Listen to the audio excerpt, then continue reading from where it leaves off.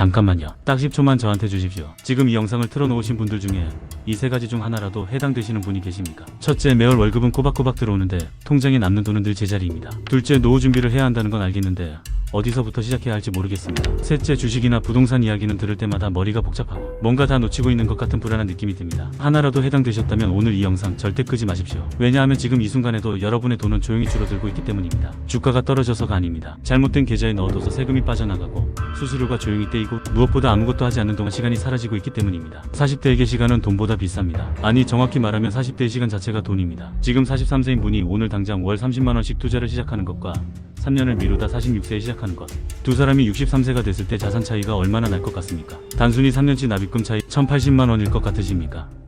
아닙니다. 복리를 포함하면 그 차이는 3천만원을 훌쩍 넘어갑니다. 3년을 미루는 대가가 3천만원입니다. 그러니까 오늘 이 영상에서 제가 드리는 이야기가 끝날 즈음 여러분은 딱 한 가지 행동을 반드시 하셔야 합니다. 그게 무엇인지는 영상이 끝날 때 말씀드리겠습니다. 지금은 일단 저를 믿고 끝까지 봐주십시오. 저는 오늘 복잡한 금융 이론을 말씀드리러 온 것이 아닙니다. 차트 보는 법을 가르쳐 드리러 온 것도 아닙니다. 오늘 회사에서 야근하고 지친 몸으로 이 영상을 보고 계신 40대 분들에게 지금 당장 시작할 수 있고 앞으로 20년간 여러분 대신 돈을 벌어줄 단 하나의 원칙을 말씀드리려는 겁니다. 어렵지 않습니다. 그리고 오래 걸리지 않습니다. 지금 시작하면 됩니다. 먼저 솔직한 이야기를 하나 드리겠습니다. 40대는 투자하기 가장 어려운 나이입니다. 이 말이 의아하게 들리실 수 있습니다. 20대나 30대보다 소득도 높고 사회 경험도 많고 판단력도 좋은데 왜 투자하기 어렵냐고요. 바로 그 이유 때문에 어렵습니다. 20대는 잃어도 됩니다. 가진 것도 없고 시간도 많습니다. 실패해도 다시 일어설 시간이 있습니다. 60대는 이미 방향이 정해져 있습니다. 모아둔 자산을 지키는 것이 목표입니다. 그런데 40대는 이 두 가지를 동시에 해야 합니다. 아직 성장이 필요하지만 더 이상 큰 손실을 견딜 시간적 여유도 없습니다. 여기에 40대만이 갖는 독특한 재정적 압박이 더해집니다. 자녀 교육비가 폭발적으로 늘어나는 시기입니다. 초등학교까지는 그나마 버텼는데 중학교, 고등학교로 넘어가면 사교육비가 완전히 다른 차원이 됩니다. 대학 등록금 걱정까지 하기 시작하면 머릿속이 복잡해집니다. 동시에 내 집 마련을 위한 주택담보대출 원리금이 매달 빠져나가고 있을 겁니다. 부모님 연세가 드시면서 드리는 용돈과 병원비도 슬슬 생기기 시작합니다. 한 통계 자료를 보면 우리나라 40대 가구의 월 평균 지출은 소득의 82%에 달합니다. 10을 벌면 8.1을 쓰고 1.8만 남는다는 겁니다. 이 1.8을 어떻게 굴리느냐가 20년 뒤를 결정합니다. 그런데 많은 40대 분들이 이 소중한 돈을 어떻게 다루고 계십니까? 가장 흔한 경우가 세 가지입니다. 첫 번째는 은행 예금이나 적금에 넣어두는 겁니다. 안전하다고 생각하지만 현재 금리 수준에서 물가 상승률을 빼며 실질적으로는 오히려 자산이 줄어드는 효과가 납니다. 두 번째는 지인의 추천을 받아 개별 종목을 사는 겁니다. 직장 동료, 친척 골프 모임에서 귀동냥한 주식 이야기에 몇백만원, 몇천만원을 넣었다가 마음고생하는 분들이 정말 많습니다. 세 번째는 아예 아무것도 안 하는 겁니다. 언젠가 공부해서 제대로 시작해야겠다고 생각하면서 1년이 지나고 2년이 지나고 어느새 10년이 흘러 있습니다. 이 세 가지 모두 결과적으로 노후를 위협합니다. 그렇다면 도대체 40대는 어떻게 해야 하는 걸까요? 저는 오늘 그 구체적인 방법을 말씀드릴 겁니다. 그리고 이 방법은 매일 주식 공부를 해야 하는 방법이 아닙니다. 경제 뉴스를 꼼꼼히 읽어야 하는 방법도 아닙니다. 한 달에 단 한 번 자동이체 설정만으로 작동하는 방법입니다. 자, 이제 핵심으로 들어가겠습니다. 제가 오늘 말씀드릴 방법의 이름은 ETF 장기 적립 투자입니다. 이름이 좀 딱딱하게 들리실 수 있는데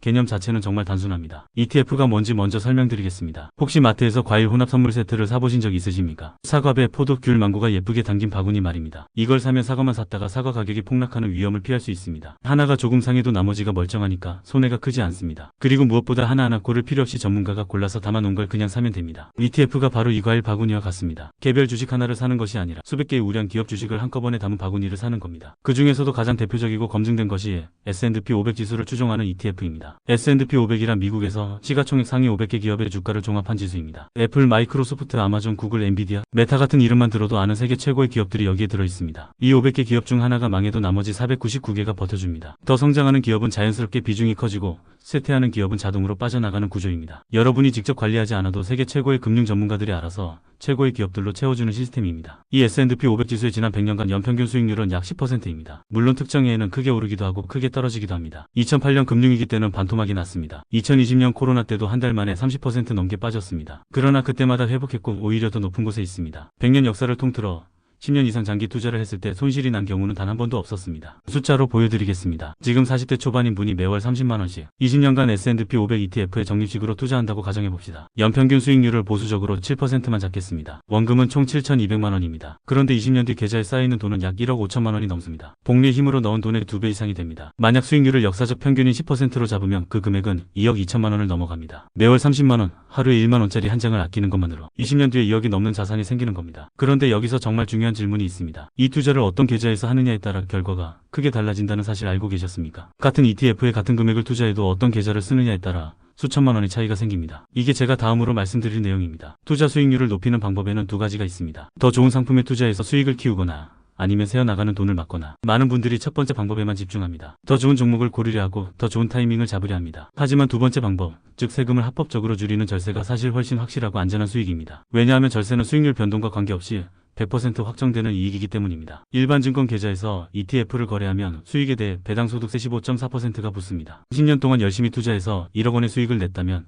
1,540만 원이 세금으로 빠져나갑니다. 이게 단순히 1,540만 원의 손해가 아닙니다. 그 돈이 다시 투자되어 복리로 불어났을 미래 가치까지 함께 사라지는 겁니다. 이 세금을 합법적으로 줄일 수 있는 방법이 두 가지 있습니다. ISA 계좌와 연금저축 계좌입니다. 먼저 ISA 계좌에 대해 말씀드리겠습니다. ISA는 개인종합자산관리계좌의 줄임말입니다. 대한민국 정부가 국민들의 노후 준비를 돕기 위해 만든 특별 계좌입니다. 이 계좌 안에서 ETF에 투자하면 세금 혜택이 완전히 달라집니다. 첫째, 계좌 안에서 발생하는 수익에 대해 200만 원까지는 세금이 단 1원도 붙지 않습니다. 서민형이나 농어민형 ISA라면 이 비과세 한도가 400만 원으로 늘어납니다. 둘째, 비과세 한도를 초과하는 수익에 대해서도 일반 세율 15.4%가 아닌 9.9%의 낮은 세율이 적용됩니다. 이게 장기적으로 얼마나 큰 차이를 만드는지 보여드리겠습니다. 20년간 꾸준히 투자해서 최종 순수익이 1억 원이 됐다고 가정합니다. 일반 계좌를 사용하면 세금으로 약 1,400만 원을 내야 합니다. ISA 계좌를 사용하면 비과세 200만 원을 제하고 나머지의 9.9%를 적용해 약 790만 원 수준으로 줄어듭니다. 그것만으로도 600만 원 이상이 절약됩니다. 이 600만 원이 다시 투자되어 복리로 불어나는 효과까지 합치면 실제 차이는 1천만 원을 훌쩍 넘게 됩니다. ISA 계좌 개설은 어렵지 않습니다. 주요 증권사 앱에서 비대면으로 10분이면 됩니다. 연간 납입 한도는 2천만 원이며 미사용 한도는 2월도 됩니다. 의무 보유 기간은 3년이지만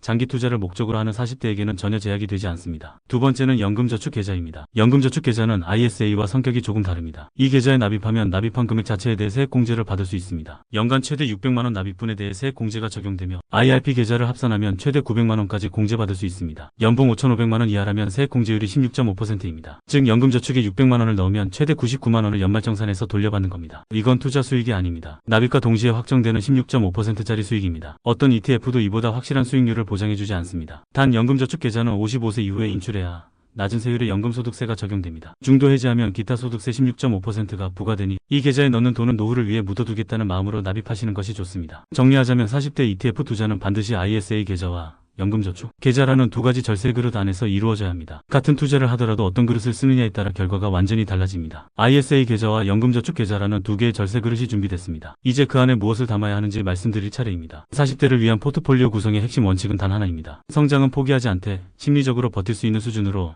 위험을 관리한다는 것입니다. 아무리 좋은 투자 전략도 중간에 무너지면 의미가 없습니다. 시장이 30% 빠졌을 때 패닉에 빠져 전부 팔아버린다면 그동안의 계획이 모두 물거품이 됩니다. 40대를 위한 포트폴리오는 폭락장에서도 손이 떨리지 않고 버틸 수 있는 구성이어야 합니다. 제가 40대에게 권하는 기본 포트폴리오 비율은 이렇습니다. 성장 자산인 주식형 ETF의 60에서 70%, 현금 흐름 자산인 배당형 ETF의 20에서 30%, 방어 자산인 채권형 ETF의 10에서 20%입니다. 각각 왜 이렇게 구성하는지 설명드리겠습니다. 먼저 주식형 ETF 60에서 70%입니다. 앞서 말씀드린 S&P 500 ETF를 중심으로 담으시면 됩니다. 국내에서 거래 가능한 S&P 500 주종 ETF는 TIGR, 미국 S&P 500 KODX, 미국 S&P 500 TR 등이 있습니다. 원화로 거래되기 때문에 환전 수수료 없이 편리하게 투자할 수 있습니다. 여기에 나스닥 100 ETF를 10에서 20% 정도 더하면 인공지능, 반도체, 기술주 성장의 혜택도 함께 누릴 수 있습니다. 다만 나스닥은 변동성이 더 크다는 점을 감안하여 비중을 과도하게 키우지 않는 것이 중요합니다. 다음은 배당형 ETF 20에서 30%입니다. 이 부분이 40대 포트폴리오에서 특히 중요합니다. 배당형 ETF는 주가가 오르지 않아도 매월 또는 매분기마다 현금이 통장으로 들어오는 구조입니다. 폭락장에서 주식 자산이 줄어드는 것을 눈으로 보면서도 배당금이 꾸준히 들어오면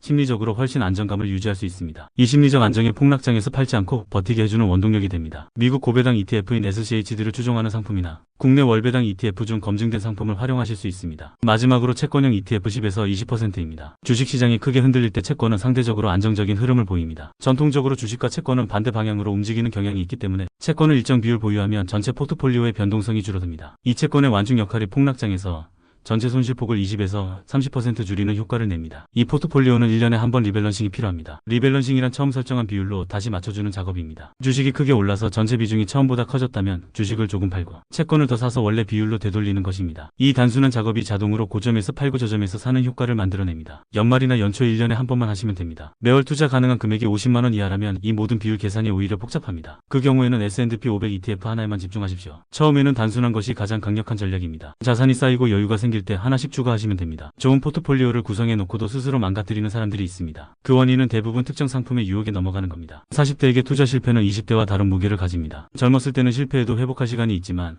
40대의 실패는 은퇴 자금을 직접 갉아먹습니다. 그래서 오늘 제가 말씀드리는 세 가지 상품은 반드시 피하셔야 합니다. 첫 번째, 레버리지 ETF입니다. 레버리지 ETF는 지수의 움직임을 2배 또는 3배로 추종하는 상품입니다. 남들 10년 걸리는 것을 5년 만에 3년 만에 이루게 해줄 것처럼 광고합니다. 그러나 실제로는 그 반대 방향으로 작동하는 경우가 훨씬 많습니다. 레버리지 ETF에는 변동성 끌림이라는 치명적인 약점이 있습니다. 시장이 10% 오르고 10% 내리면 원금이 그대로여야 할 것 같지만 레버리지는 수학적으로 원금이 줄어들게 설계되어 있습니다. 시장이 올라도 내려도 횡보해도 시간이 지날수록 조금씩 가치가 깎입니다. 거기에 하락장에서는 손실이 200, 3배이기 때문에 원금 회복이 기하급수적으로 어려워집니다. 40대에게 이 상품은 독약입니다. 절대 손대지 마십시오. 두 번째, 인버스 ETF입니다. 인버스 ETF는 시장이 하락할 때 수익을 내는 구조입니다. 주가 폭락을 예상했을 때 해지 수단으로 단기에 쓰는 상품이라고 알고 계신 분도 있을 겁니다. 전문 트레이더들도 이 타이밍을 잡는데 대부분 실패합니다. 인류 경제의 장기적인 방향은 항상 성장해왔고 단기 하락 타이밍을 정확히 맞히는 것은 사실상 불가능에 가깝습니다. 더 중요한 것은 레버리지 ETF와 마찬가지로 인버스도 시간이 지날수록 원금이 소멸되는 구조라는 겁니다. 장기 보유할수록 불리합니다. 40대의 노후 자금으로 이런 베팅을 할 이유는 어디에도 없습니다. 세 번째, 유행타는 테마형 ETF입니다. 뉴스에서 요즘 핫하다는 산업에 집중 투자하는 ETF들이 있습니다. 몇 년 전에는 메타버스, 그 다음에는 수소, 로봇, 2차 전지, 우주 개발 등 매년 테마가 바뀝니다. 이런 상품들이 TV나 유튜브에 등장하고 주변에서 이야기가 들리기 시작할 즈음이며 이미 초기 투자자들이 수익을 다 챙기고 빠져나갈 준비를 하는 시점입니다. 가장 비싼 가격에 사서 하락을 고스란히 받아내는 사람이 바로 그때 들어가는 사람들입니다. 화려한 이름과 혁신적인 스토리에 끌려서 소중한 노후 자금을 넣지 마십시오. 그리고 한 가지 더 말씀드리겠습니다. 주변 지인의 종목 추천도 경계하셔야 합니다. 40대가 되면 투자 좀 한다는 지인이 한두 명씩 생깁니다. 골프 모임에서, 동창회에서, 직장 회식 자리에서 귀에 솔깃한 이야기를 듣게 됩니다. 자신이 직접 투자해서 수익을 냈다고 하면 더 믿음이 갑니다. 그러나 그 수익이 그 종목의 실력 덕분인지 단순히 운이 좋았던 것인지 본인도 모르는 경우가 대부분입니다. 소문에 따라 움직이는 투자가 아니라 시간이 검증한 원칙에 따라 움직이는 투자가 40대에게 맞는 방법입니다. 이제 실제로 어떻게 시작하면 되는지 구체적인 4단계를 말씀드리겠습니다. 오늘 이 영상이 끝나고 30분 안에 다 할 수 있는 내용입니다. 1단계, 절세 계좌를 먼저 개설하십시오. 주요 증권사 앱에서 ISA 계좌와 연금저축 계좌를 개설하십시오. 신분증만 있으면 비대면으로 10분에서 15분이면 됩니다. 어떤 증권사를 선택할지 너무 오래 고민하지 마십시오. 대형 증권사들은 수수료나 서비스 면에서 큰 차이가 없습니다. 지금 쓰고 있는 증권사가 있다면 그곳에서 바로 개설하셔도 됩니다. 없다면 수수료가 저렴하다고 알려진 인터넷 전문 증권사를 이용하시면 됩니다. ISA 계좌는 가입 후 3년간 의무 보유 기간이 있습니다. 연금저축 계좌는 55세 이후 연금 형태로 수령할 때 세제 혜택이 온전히 적용됩니다. 둘 다 장기 투자를 전제로 설계된 계좌이니 40대의 노후 준비 관점에서는 완벽하게 맞아떨어집니다. 2단계, ETF를 선택하십시오. 처음 시작하시는 분은 S&P 500 ETF 하나만 담으십시오. 종목 선택을 복잡하게 할 필요가 없습니다. TIGR 미국 S&P 500이나 KODX 미국 S&P 500TR처럼 이름에 S&P 500이 들어간 국내 상장 ETF를 고르시면 됩니다. 이 상품들은 수수료가 연 0.05에서 0.07% 수준으로 매우 낮습니다. 이 저렴한 수수료가 복리로 20년간 누적되면 수백만 원의 차이를 만듭니다. 자산이 3천만 원 이상 모이며 그때 배당형 ETF나 채권형 ETF를 조금씩 추가해서 앞서 말씀드린 비율로 맞춰가시면 됩니다. 3단계, 월급날 자동이체를 설정하십시오. 2단계가 전체 전략에서 가장 중요합니다. 매월 월급이 들어오는 날 미리 정해둔 금액이 자동으로 ETF를 매수하도록 설정해 두십시오. 금액은 생활에 무리 없는 수준이면 됩니다. 처음에는 10만 원이나 20만 원이라도 괜찮습니다. 중요한 것은 금액이 아니라 자동화입니다. 자동이체가 만들어주는 것은 두 가지입니다. 첫째는 감정 배제입니다. 시장이 크게 오르든 내리든 관계없이 기계적으로 매수가 일어납니다. 둘째는 자동 분산 매수입니다. 매월 꾸준히 사기 때문에 어떤 달에는 비싸게 사고 어떤 달에는 싸게 사면서 자연스럽게 평균 매입 단가가 분산됩니다. 한 번에 큰 돈을 넣었다가 고점에 물리는 위험을 피할 수 있습니다. 한 가지 중요한 원칙을 말씀드리겠습니다. 투자 금액은 남는 돈에서 하는 것이 아니라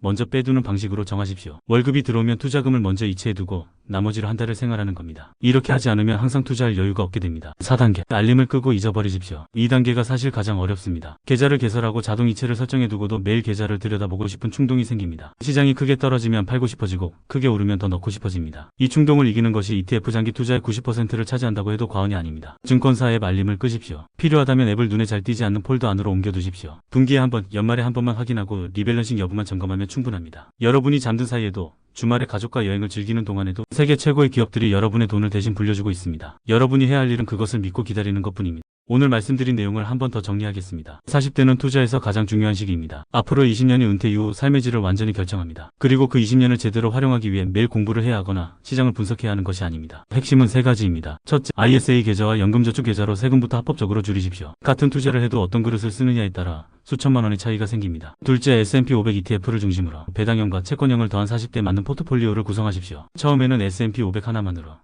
시작해도 충분합니다. 셋째, 월급날 자동이체를 설정하고 잊어버리십시오. 감정 없이 기계적으로 꾸준히 사는 것이 가장 강력한 전략입니다. 그리고 레버리지 인버스 테마형 ETF에는 절대로 손대지 마십시오. 이 원칙들이 화려해 보이지 않는다는 것을 저도 압니다. 유튜브에서 한 달에 몇 천만 원을 번다는 이야기에 비하면 너무 지루하게 느껴지실 수도 있습니다. 그러나 투자의 세계에서 지루한 것이 이기는 경우가 훨씬 많습니다. 자극적인 것이 빠르게 돈을 잃게 만들고 평범해 보이는 것이 장기적으로 자산을 만들어줍니다. 마지막으로 영상 시작에 드린 약속을 지킬 시간입니다. 오늘 이 영상이 끝나고 30분 안에 딱 한 가지만 행동으로 옮기십시오. ISA 계좌나 연금저축 계좌를 개설하는 겁니다. 어떤 ETF를 살지 비율을 어떻게 할지는 그 다음에 천천히 고민하셔도 됩니다. 계좌가 없으면 시작 자체가 불가능합니다. 그 첫걸음이 지금 여러분의 20년 뒤를 바꾸는 시작점입니다. ISA 계좌를 개설하신 분들은 댓글로 남겨주십시오.